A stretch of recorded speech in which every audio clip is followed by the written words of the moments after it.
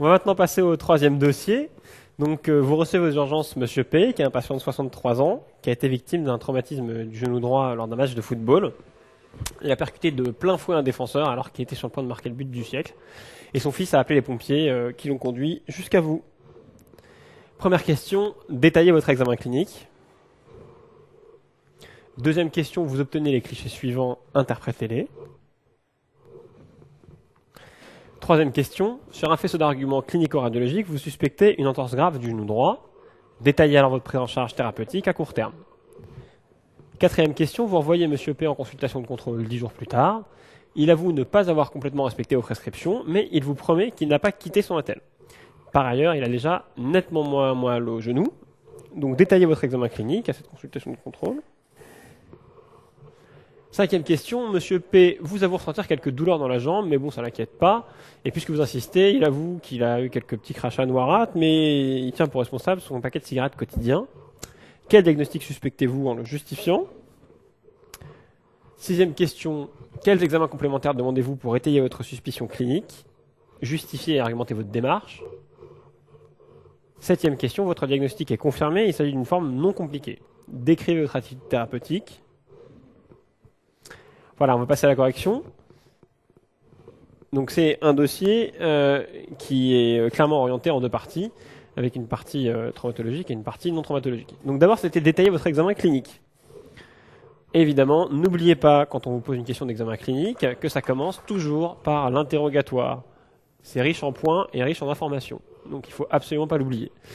On va regarder s'il y a eu des notions de lésions préexistantes sur le genou traumatisé, est-ce qu'il y a déjà eu auparavant des traumatismes du genou, est-ce qu'il y en a eu des graves, est-ce qu'il a été opéré du genou, c'est des choses qu'il faut absolument préciser. Ensuite, on est dans un contexte de traumatisme dont on ignore l'intensité. Et ça, il faut absolument pouvoir le préciser. Est-ce qu'il y a eu des traumatismes associés? Est-ce qu'il a cogné autre chose que le genou? Notamment la tête. Est-ce qu'il a cogné la tête? Est-ce qu'il a perdu connaissance? Ça arrive dans les traumatismes entre deux personnes de très haute intensité qu'on se cogne la tête suffisamment fort pour faire une perte de connaissance. Donc il faut absolument le chercher, ça va complètement transformer la prise en charge. Ensuite, on essaie de préciser le mouvement traumatisant. Est-ce que c'est un traumatisme direct, indirect, à quelle intensité? C'est des choses qui sont souvent difficiles pour les malades, ils se rappellent pas bien, ils ont pris un coup, quoi. Mais ils sont incapables de vous dire précisément ce qui s'est passé. Néanmoins, si vous pouvez avoir quelques éléments sur le mouvement traumatisant, ça va vous orienter vers les diagnostics lésionnels un peu plus précis. Est-ce que ça a craqué? Est-ce qu'il a senti ou entendu un craquement? C'est important, ça aussi, pour présager de la gravité. Les conditions du relèvement, c'est important. Est-ce qu'il s'est relevé seul ou est-ce qu'il s'est relevé avec l'aide de quelqu'un? Et ensuite, est-ce qu'il a pu marcher immédiatement au décours du traumatisme? Ces deux questions-là, c'est vraiment cliniquement des choses à l'interrogatoire qui vont vous permettre d'avoir une très sérieuse idée de la gravité du problème. Un malade qui a un traumatisme du genou, qui se relève, qui finit son match et puis qui a mal le lendemain, bon, c'est peut-être une entorse du genou, mais en tout cas, c'est a priori pas un argument pour que ce soit une entorse très très grave. Un malade qui tombe, qui sent un craquement terrible et qui peut pas se relever et qui est incapable de marcher, qui se fait porter par les pompiers jusqu'aux urgences, on n'est pas du tout dans le même cadre de gravité. Donc c'est très important de préciser ces éléments-là dès l'interrogatoire. L'examen physique ensuite. Alors là, vraiment, un genou, on en a deux. Ça s'examine de manière bilatérale et comparative. C'est pareil pour un poignet, c'est pareil pour les yeux en ophtalmo, c'est pareil pour tout. Quand vous avez quelque chose en deux exemplaires, vous regardez les deux exemplaires. Et vous commencez par celui qui est sain. On commence toujours par le genou sain. D'abord, ça fait moins mal, c'est important. Ça vous permet d'avoir une relation de confiance qui s'installe avec le malade. Ça vous permet de présager de la normalité, entre guillemets, physiologique de son genou, de celle que vous devez attendre en tout cas. Et ça vous permet ensuite d'avoir une idée précise comparative des lésions. Ensuite, on va rechercher un œdème du genou gauche, et donc c'est le genou sain, et ensuite un œdème du genou droit en comparaison. On va regarder s'il y a un choc rotulien. Alors vraiment, ça, le choc rotulien, c'est à la fois dans les dossiers et dans la vraie vie, ce qui va complètement vous orienter cliniquement vers quelque chose de grave ou de pas grave. Le choc rotulien, ça signe une hémarthrose. Ça aussi, c'est un mot-clé qu'il faut mettre. Le choc rotulien, c'est une hémarthrose, ça veut dire qu'il se passe quelque chose dans le genou. Que ce soit une fracture ou une lésion ligamentaire grave, vous n'avez pas d'hémarthrose dans un genou si ce n'est pas un traumatisme grave. C'est donc fondamental de chercher une hémarthrose, et le signe clinique de l'hémarthrose, c'est le choc rotulien. C'est vraiment indispensable à chercher, simple, en général pas très douloureux, et vous pouvez même faire sur des genoux qui sont très gravement traumatisés. Le choc rotulien, ça se cherche très facilement. Ensuite, évidemment, on va chercher une impotence fonctionnelle douloureuse. C'est un mot vraiment important, parce que cliniquement, c'est ce qui va être le plus criant, et parce que ça va être la première plainte du malade. On cherche un fléchissement antalgique réductible. Le fléchissement antalgique, c'est très important, c'est aussi un signe clinique a priori de sévérité, en tout cas de douleur, donc de sévérité, indirectement. On cherche un déficit neurovasculaire d'aval. Pourquoi on cherche un déficit neurovasculaire d'aval spécifiquement? Vous vous dites, oui, on pourrait le marquer dans toutes les questions, etc. Là, il y a vraiment une vraie raison de chercher un déficit neurovasculaire d'aval sur un traumatisme du genou. Si on se luxe en arrière le genou, une luxation postérieure de genou, ça peut disséquer les vaisseaux poplités. Ça arrive, et le plus fréquemment, ça arrive qu'on les réduise avant de vous les amener. Soit ils se réduisent spontanément, soit il est réduit par les pompiers, ou que sais-je. Donc c'est pas parce que vous avez un genou qui n'est pas cliniquement grandement déformé, qu'il n'y a pas eu un traumatisme intense, qu'il n'y a pas eu une luxation postérieure, et qu'il n'y a pas eu de lésion vasculaire. Donc là vraiment sur les traumatismes du genou, compte tenu de l'importance des éléments nobles qui passent dans le creux poplité, il faut absolument chercher un déficit neurovasculaire d'aval. C'est indispensable. Et puis évidemment, on recherche d'autres localisations lésionnelles, comme toujours face à un traumatisme dont on ne connaît ni l'intensité, ni le mécanisme précis. C'est indispensable, ça rejoint ce qu'on demandait à l'interrogatoire, c'est-à-dire est-ce qu'il y a d'autres régions traumatisées. Ça rapporte des points, et dans la vraie vie, ça vous permet de ne pas passer à côté de choses importantes. Vous obtenez les clichés suivants, interprétez-les. Alors là, c'est quelque chose de assez classique finalement. C'est des clichés normaux. Voilà, des clichés normaux, vous voyez qu'il y a a priori rien du tout à signaler, il n'y a pas de fracture, c'est une vraie face et un vrai profil. Bon, c'est parfois quelque chose qui fait perdre beaucoup de temps à chercher un problème qu'on verrait pas. Il faut aussi savoir qu'il y a des clichés normaux qui sont tombables aux ENC. Il faut aussi savoir que un genou peut être gravement traumatisé sans fracture et donc sans lésion visible à la radio. Donc là, c'est des clichés, on les décrit évidemment, standard de face et de profil, et c'est des radios normales. Ça rapporte pas beaucoup de points parce que c'est pas très difficile, mais c'est quand même quelque chose qu'il faut dire. Donc là, sur un faisceau d'arguments clinico-radiologiques, vous suspectez une entorse grave du genou droit. Clinico-radiologique, la radiologie, c'est évidemment la normalité des radios, donc c'est qu'il n'y a pas de fracture associée. Là, vous détaillez donc votre prise en charge thérapeutique à court terme. On est dans une question traitement d'une entorse grave du genou à court terme. Alors, on n'hospitalise pas une entorse grave du genou à court terme, c'est un traitement qui est donc ambulatoire. A priori, il n'y a pas de raison de l'hospitaliser, on ne va rien en faire de plus à l'hôpital. Il faut penser à dire ces choses-là. L'arrêt du sport, la décharge et le repos, il faut y penser parce que d'abord, si vous le dites pas, vous risquez de perdre des points. Et ensuite, si vous le dites pas, ils risquent de pas le faire. Vraiment, il y a des malades qui croient qu'il faut recourir tout de suite après son entorse de genou, sinon ils vont avoir une raideur ou je sais pas. Il faut les mettre en décharge, il faut les mettre en repos. Ça permet d'accélérer le rétablissement et ça permet d'éviter les lésions surajoutées. Donc, arrêt du sport, décharge, repos. Vraiment indispensable. Il faut leur dire vraiment. Le glaçage. Alors, le glaçage, c'est le meilleur traitement antalgique sur les traumatismes à chaud en tout cas. C'est un traitement antalgique local, un remède de grand-mère, mais qui marche extrêmement bien, d'autant plus qu'il est prolongé et qu'il est répété. Glacer 2 minutes après un coup, ça sert pas à grand-chose. Glacer 45 minutes 3 fois par jour, on est déjà dans une vraie démarche thérapeutique qui est très efficace. Donc glaçage prolongé et répété, ça se prescrit sur une ordonnance, le glaçage. Vous pouvez le faire et vous devez le faire. En surélevant de membre, simplement pour éviter qu'il gonfle. Les antalgiques de palier 2, évidemment, si vous lui donnez juste un antalgique de palier 1 dans le cadre d'une entorse grave, ça ne suffira pas. Les AINS en cure courte. Alors, évidemment, avec une gastroprotection IPP compte tenu de son âge, 62 ans, et en l'absence de contre-indication, alors ça, c'est un mot-clé qui est d'autant plus important que le sujet est âgé. Les AINS, c'est un médicament extrêmement toxique que vous ne pouvez vous permettre de prescrire que si vous êtes certain que ça ne posera pas de problème et entouré de tout un tas de mesures de précautions à prendre pendant le repas, etc., etc. Et dans le cadre de cure courte. Donc vraiment prudence avec les AINS. Et pourquoi on peut les mettre ici en cure courte? Eh bien parce qu'on est très précocement après le traumatisme. Ça sert à rien d'instaurer des AINS à 72 heures d'un traumatisme. Ça se fait dans les 48 premières heures maximum. C'est que dans ces délais-là que ça a une efficacité réelle sur la diminution de l'inflammation qui va en découler. On fait une immobilisation antalgique en plus du repos et du traitement. Donc l'immobilisation antalgique, c'est quand même un mot-clé indispensable de tout traumatisme. C'est un truc qui vous rapporte des points, même si vous ne connaissez pas le diagnostic précis, si vous n'avez rien compris au dossier. Si vous pensez déjà immobiliser les membres traumatisés, vous gagnerez des points et vous rendrez service aux gens. Donc vraiment, dans la vraie vie, en pratique, c'est pas grave de passer à côté d'une fracture, mais c'est grave de ne pas immobiliser un malade qui a mal. Bon là en l'occurrence c'est un traumatisme du genou, donc on met une attelle d'extension, type Zimmer ou autre attelle d'extension.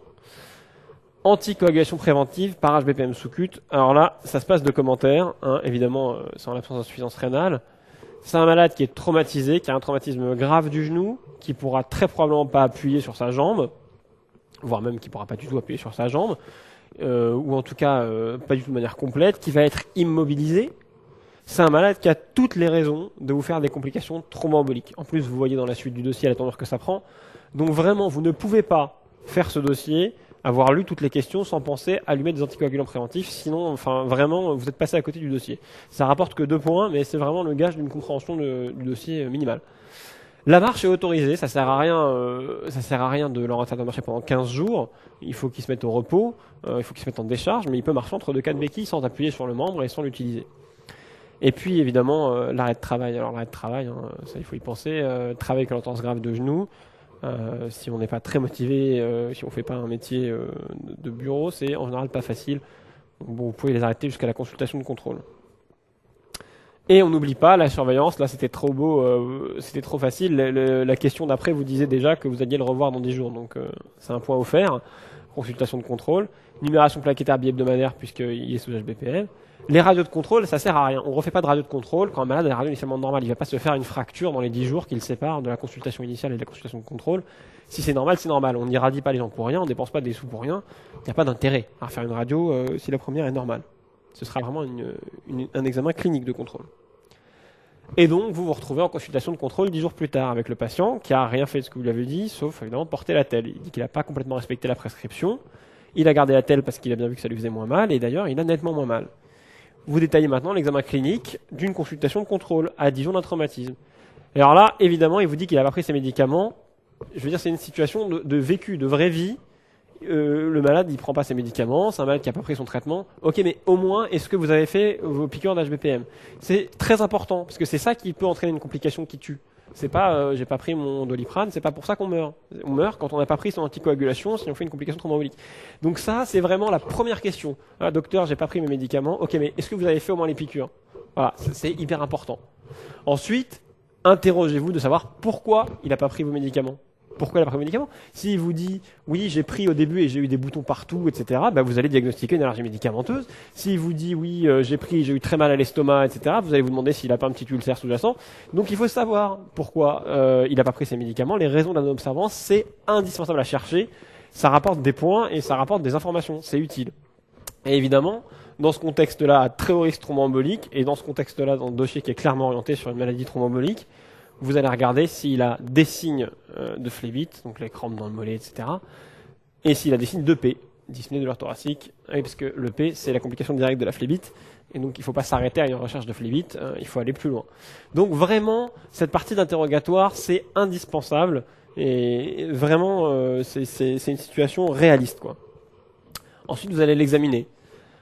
L'examen est encore une fois bilatéral et comparatif en commençant par le côté ça. C'est une phrase sous-corticale en traumatologie. C'est une phrase sous-corticale d'ailleurs en tout ce qui est symétrique. Ça, il n'y a pas de doute. On va rechercher. On est dans des conditions qui sont plus confortables. Le malade n'a plus autant mal. En général, il y a une régression de l'hémarthrose. Il est plus facilement examinable. Il est plus dans le contexte post-traumatique immédiat où il a une douleur terrible qui vous empêche tout examen intéressant. Donc là, vous allez pouvoir l'examiner de manière précise. Et par quoi on commence? Toujours par l'inspection. À l'inspection, s'il tient debout, on le met debout et on regarde s'il y a une anomalie de morphotype, un génuvarum, un génuvalgum. C'est important. C'est important, ça va vous donner des indications sur de possibles pathologies sous-jacentes du genou. Est-ce qu'il n'aura pas une arthrose surajoutée? Il a 62 ans, il ne faut pas l'oublier. Donc, il faut vraiment chercher systématiquement une anomalie de morphotype. Une amyotrophie du côté qui a été immobilisé, c'est 10 jours, c'est pas beaucoup, mais parfois ça suffit à faire une petite amyotrophie. Et en tout cas, si c'est plus que 10 jours, si vous la revoyez à quelques semaines, vraiment recherchez-la, cette amyotrophie. Il faudra la traiter par de la kiné. Est-ce qu'il a encore une hémarthrose? Est-ce qu'il a encore un fléau mentalgique? Et en général, la réponse c'est beaucoup moins.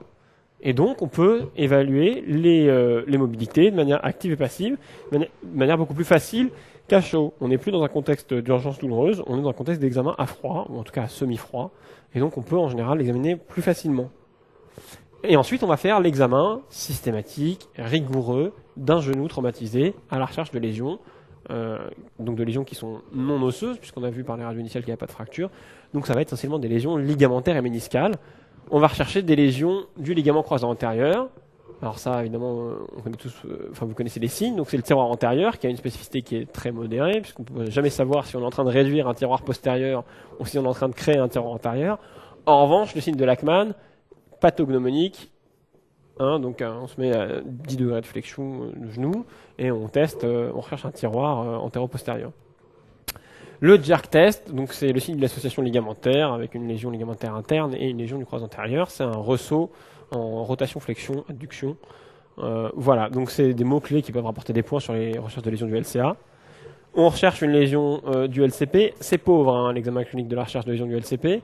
C'est pauvre parce qu'on a que le tiroir postérieur qui soit valable.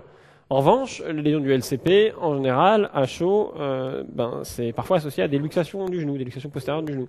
Et là, évidemment, si vous avez un malade qui arrive avec un genou luxé ou avec une notion de luxation postérieure de genou qui aurait été réduite, vous suspectez fortement une lésion du LCP. C'est un argument anamnestique qui est beaucoup plus important que cet argument physique assez pauvre. Vous cherchez bien sûr des lésions des ligaments latéraux, c'est les plus fréquentes, pas quand il y a une hémarthrose associée, puisque ça signe qu'il se passe quelque chose dans le genou, mais dans les entorses bénignes du genou, c'est les ligaments latéraux, internes ou externes, donc ça se cherche à 10 degrés de flexion, puisque c'est la position de fonctionnement des ligaments latéraux, c'est pas en extension complète, c'est à 10 degrés de flexion, une petite flexion du genou, et on fait des mouvements de varus valgus forcés, on regarde s'il y a des laxités, s'il y a des reproductions de la douleur.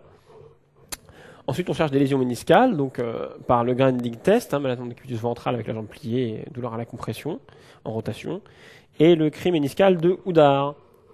Voilà pour les recherches de lésions ligamentaires et lésions méniscales. Donc c'est vraiment systématique, l'examen d'un genou, ça se fait sous cortical. On cherche croisé antérieur, croisé postérieur, ligaments latéraux, ménisques, sans même réfléchir. Et ensuite, on évalue le retentissement. Alors, la stabilité de l'appui monopodal, est-ce qu'il tient sur un pied? L'évaluation de la marche. Donc ces deux éléments-là, donc l'évaluation de la marche, ça va permettre de voir s'il boite ou pas.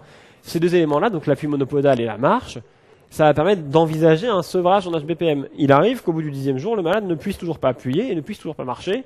Auquel cas, on ne peut pas le sevrer en HBPM. Il faut continuer les HBPM, il faut continuer l'anticoagulation. Donc c'est extrêmement important. C'est extrêmement important. Vous ne pouvez pas vous contenter d'examiner un malade allongé. Il faut essayer de le voir fonctionner, de voir son genou fonctionner dans des conditions le plus normales possibles. Et on recherche évidemment des signes de phlébite. Là, on est dans un dossier qui part sur des complications thromboemboliques. On a un malade qui n'a pas pris son traitement. On s'inquiète de la présence de signes de phlébite. Un syndrome inflammatoire local, donc avec une grosse jambe rouge aiguë. Et en général, la fièvre. La fièvre, ça rapporte un point spécifique puisque les complications thromboemboliques, ça donne de la fièvre. Et qu'en consultation, même d'orthopédie, vous avez le droit de demander un thermomètre. C'est quelque chose d'assez important. Une perte du ballot du mollet, un signe de Homans positif. Et on cherche des signes d'EP. N'oubliez pas de chercher les signes d'EP, même si vous n'avez pas d'argument criant pour une phlébite. N'oubliez pas de les chercher. Là, vous avez clairement un tableau qui va partir vers des complications de ce type-là. Donc, vous ne pouvez pas oublier de le marquer. Mais dans la vraie vie, il faut aussi les chercher. Il faut interroger les gens dans ce registre-là. Est-ce qu'il a mal à la poitrine? Est-ce qu'il a du mal à respirer? Et puis, est-ce qu'il y a des signes de gravité de cette EP éventuelle? Donc, une tachycardie, puis des signes d'insuffisance cardiaque droit aiguë. Donc à la 5e question, là, c'est des questions, vous voyez, on peut très bien, en lisant l'énoncé, ramasser des points pour les questions précédentes. Donc c'est vraiment très, très important de bien penser à tout lire avant de commencer à répondre. Donc 5e question, le patient vous avoue ressentir quelques douleurs dans la jambe, mais bon, ça n'inquiète pas plus que ça. Et puis il dit qu'il crache un peu noir, mais qu'il fume 2 paquets par jour, 1 paquet par jour, et c'est probablement pour ça. Quel diagnostic suspectez-vous? Eh bien évidemment, une embolie pulmonaire, compliquant une thrombose veineuse profonde, du moins inférieur droit. Alors c'est vraiment une question... d'organisation EP, vous l'aurez tous mis. Compliquant une thrombose veineuse profonde, la plupart l'auront mis. Du membre inférieur droit, encore moins l'auront mis. Vous voyez que pour avoir tous les points, il faut vraiment les chercher. Et il faut être rigoureux, systématique. Et on ne se contente pas de jeter embolie pulmonaire. Voilà. On n'a pas d'argument ici pour dire si elle est grave ou pas grave. Il n'y a pas assez d'éléments dans l'énoncé. Donc on se contente de ça. Pourquoi? Parce que c'est un fumeur, un tabagisme actif, qu'il est dans un contexte d'immobilisation prolongée sans appui, qu'il a probablement pas pris son anticoagulation préventive. Il faut savoir que les piqûres, c'est vraiment pénible pour les gens. Donc, s'il doit à choisir ne pas prendre entre son Doliprane et son HBPM, en général, il fait pas les piqûres. Il prend son Doliprane parce que ça lui coûte pas grand-chose, mais les piqûres, c'est pénible. Il faut trouver l'infirmière, faire les plaquettes, etc. Donc, en général, s'ils ne font pas quelque chose, c'est les piqûres. Il a une douleur au mollet immobilisé et il a des crachats hémoptysiques. Donc, vraiment, c'est un tableau criant de vérité. Quels examens complémentaires demandez-vous pour étayer votre suspicion clinique en justifiant et en argumentant la démarche diagnostique? Alors, on est dans le cadre d'une recherche d'embolie pulmonaire. On va faire un bilan paraclinique d'embolie pulmonaire. On fait un électrocardiogramme, évidemment, ça vous pouvez pas l'oublier. On cherche des signes d'EP. On va voir évidemment à la fin que tous ces examens peuvent être normaux. C'est d'ailleurs le propre de l'embolie pulmonaire. Enfin, vraiment, il y a très souvent aucun argument jusqu'à la confirmation certaine sur les examens de routine qui nous permettent de porter le diagnostic. Donc, à l'ECG, on va chercher des signes spécifiques d'embolie pulmonaire. à savoir le fameux S1Q3, le bloc de branche droite, des élévations axiales droite, et on va chercher des signes de gravité de l'embolie pulmonaire, des troubles de conduction, des tachycardies, et ça va aussi nous permettre d'éliminer des diagnostics différentiels. C'est important devant une douleur thoracique et devant des crachats optiques. Il faut voir s'il n'y a pas autre chose cardiogénique, un OAP ou des choses comme ça qui peuvent être le signe d'une décompensation cardiaque. Donc il faut y penser.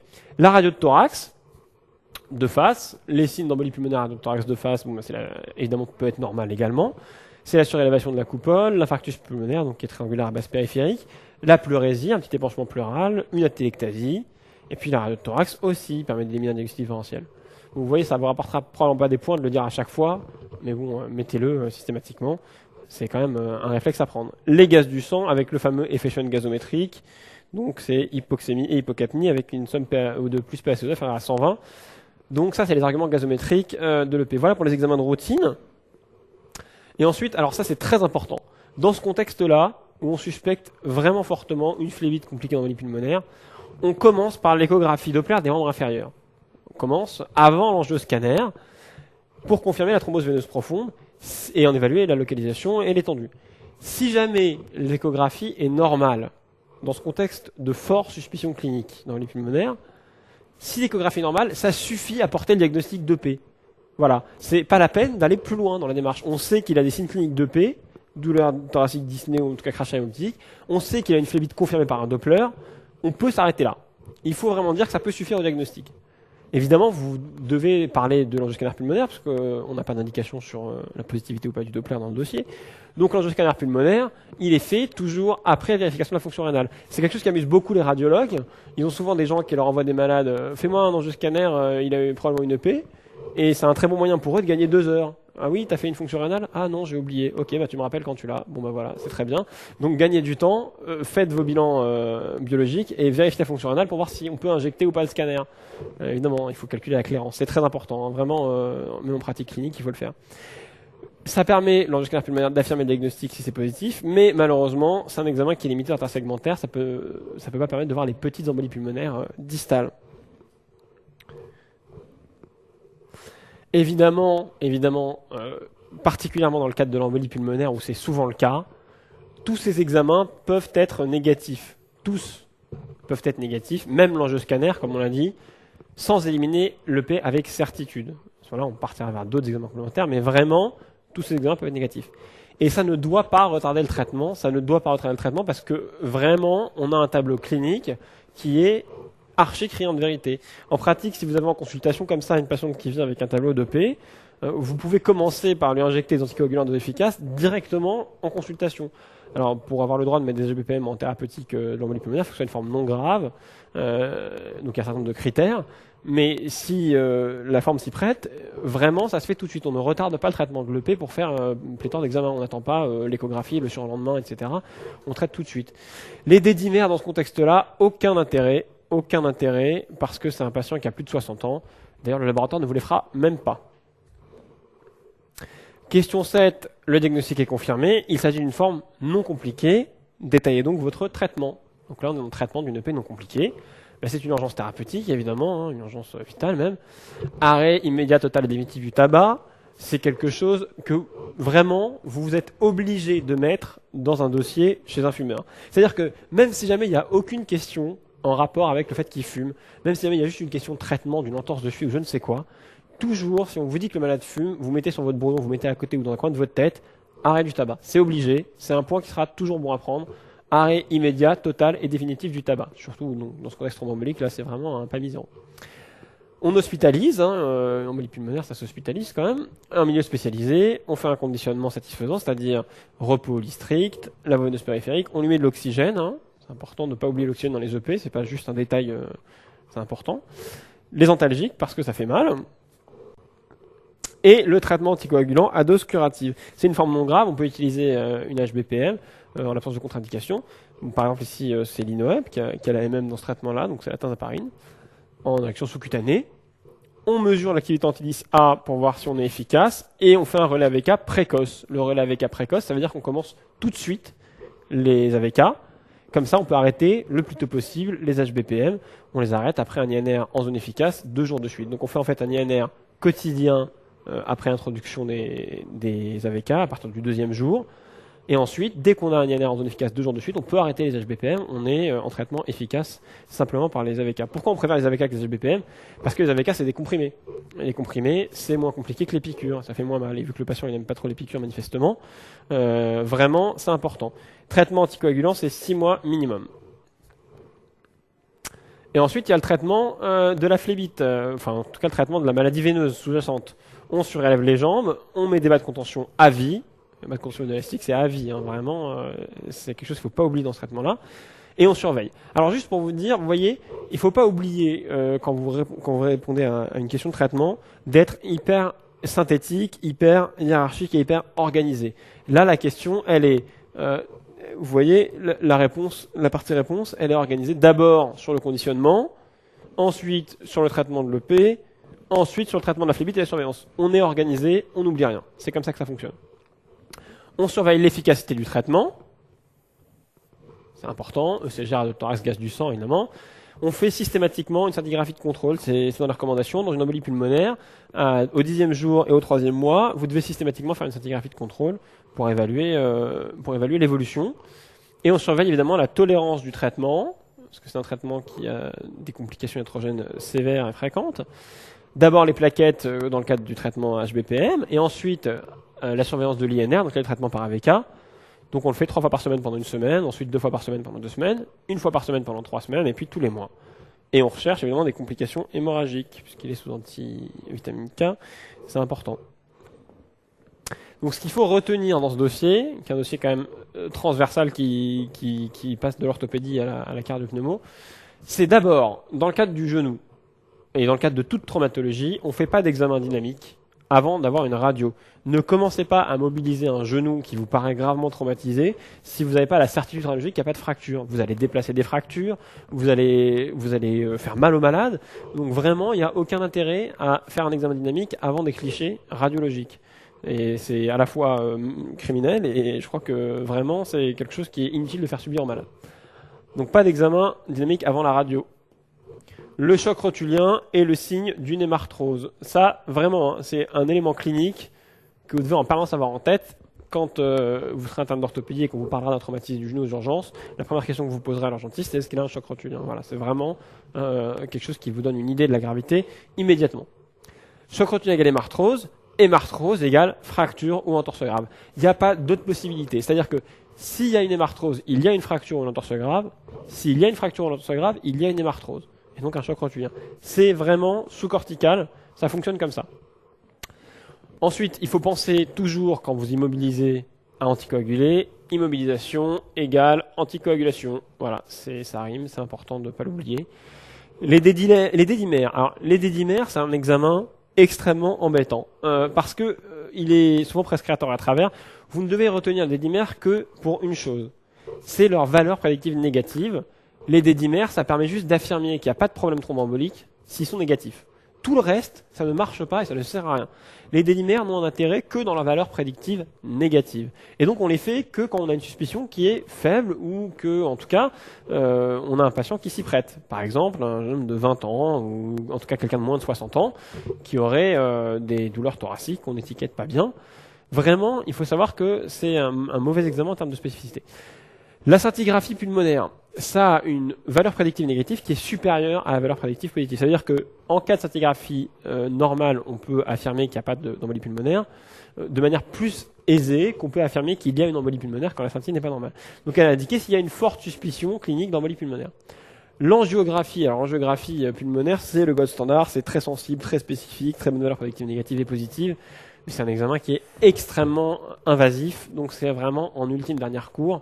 Je ne vous souhaite pas d'en avoir besoin. En général, on y arrive très bien sans aller jusqu'à l'angiographie pulmonaire. Une phlébite confirmée par échographie suffit à affirmer une embolie pulmonaire si la suspicion clinique est présente. N'oubliez pas vos scintigraphies de contrôle au 10e jour et au 3e mois dans les embolies pulmonaires, ce serait important. Et ensuite, n'oubliez pas de garder dans un coin de votre tête que la thrombose chez un homme de plus de 50 ans, c'était pas le contexte de ce dossier-là, mais la thrombose chez un patient de plus de 50 ans doit vous faire rechercher un cancer jusqu'à preuve du contraire. Le cancer, c'est prothrombogène de manière extrêmement importante. Voilà donc ce qu'il fallait retenir, et voilà les items en référence dans ce dossier.